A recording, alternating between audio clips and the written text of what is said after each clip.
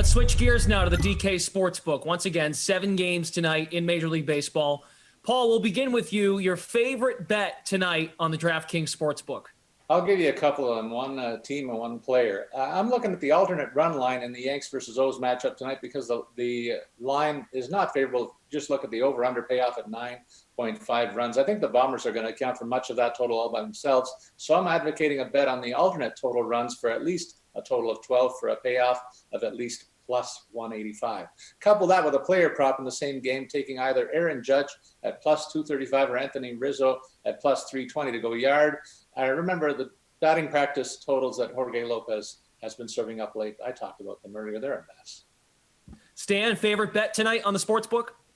Yeah, under 7 runs. The Mets and the Marlins, both offenses, are kind of inept, near the bottom in ISO against right-handed pitching. Both pitchers aren't bad either. Alcantara, he hasn't allowed more than 3 earned runs in each of the last 4 starts, with 2 of those games against the Dodgers and Braves. We kind of went over McGill. I mean, he's only allowed 1 or fewer earned runs in each of the last 5 starts. So, yeah, I like the under a lot in this one. And Matt, favorite bet tonight in baseball?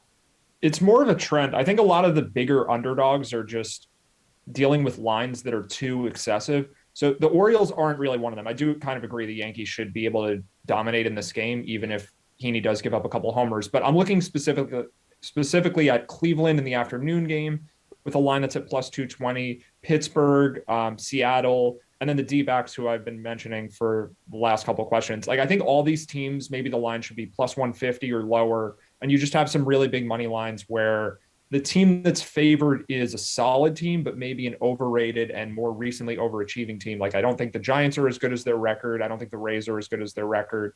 The Brewers, without Christian Yelich in the lineup, probably aren't as good as their record, at least right now until they get him back. So I just think some of these teams that are big favorites are a little bit overvalued.